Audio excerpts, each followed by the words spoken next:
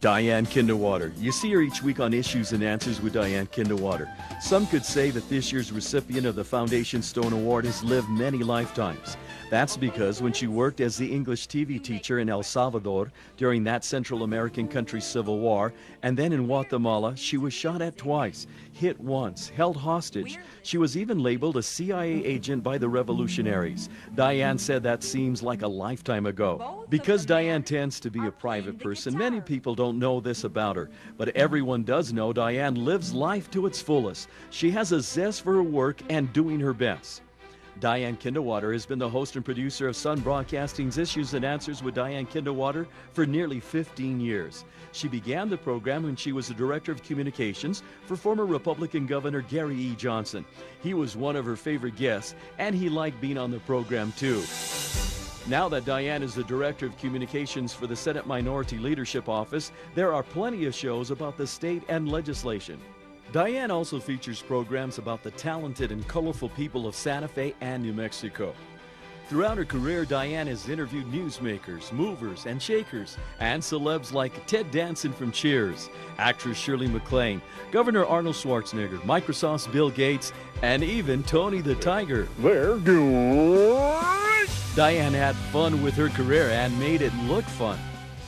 As a youngster, she grew up in snowy Roseville, Minnesota, the daughter of Jack and Jackie Kinderwater and the youngest of 5. Diane says she had a wonderful childhood in the upper Midwest and feels hearty having grown up in all that snow. Diane loves to entertain her family and friends as a tap dancer, pianist, and even a puppeteer. At 11 years young, she started in TV on the Hi Jerry children's program. After graduating from the University of Wisconsin and her turbulent years in Central America during the Civil War, Diane returned to the United States and worked in Minnesota, Texas, and New Mexico. She was a news anchor, news reporter, weathercaster, national sales manager, account executive, and promotions manager at stations that include KOB-TV, KOAT-TV, KLUZ-TV. She moved to the land of enchantment in 1985. She has a passion for documenting life.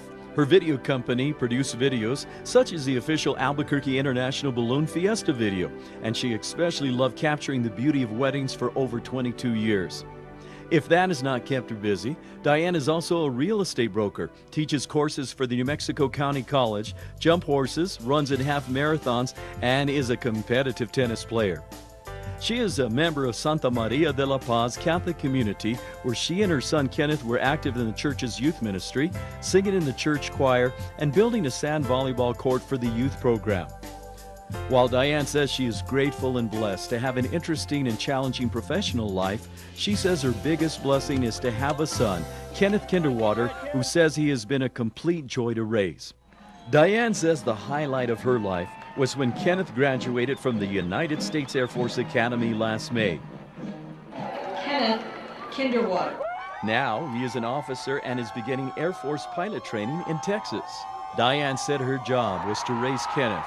His job is to help keep this country on track so Americans can still have liberty, pursue happiness, and be part of the greatest nation in the world.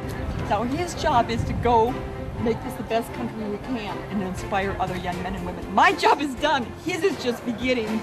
Diane appreciates and loves all of those who have supported her and Kenneth throughout the years. Ladies and gentlemen, please welcome the recipient of Sun Broadcasting's Foundation Stone Award for 2014, Diane Kinderwater.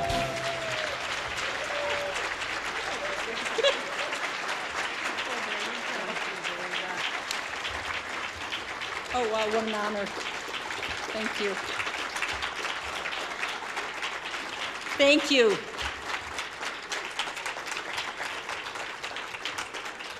If I start talking, you'll probably stop clapping, so I'm not going to start talking. An award. I've got an award when I think I really need a time machine. Did you see that video? I mean, I need a time machine to go back decades, or maybe the past century. I want to go backwards in time. Now you know the real color of my hair, and you know why I'm not a tap dancer today.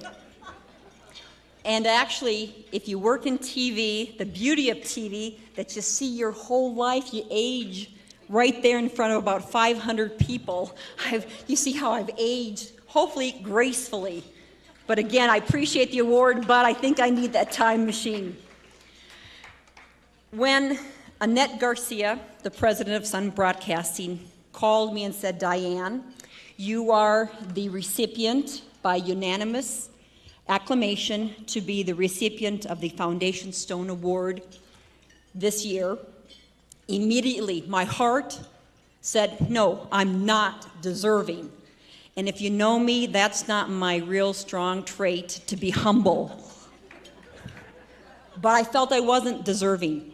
All of you here are deserving of awards. All of my guests on Issues and Answers are deserving. Right over here are public servants. Governor Gary Johnson, a two-term governor who has run for president and hopefully will be running again. Let's hear it for Governor Johnson. Stand up, Governor, please. Come on. He does what I say. Appreciate it. Lieutenant Governor John Sanchez, another public servant. Thank you, Lieutenant Governor Sanchez. One thing you might not know, our legislature here, they're citizen servants. What does that mean? That means they don't get paid.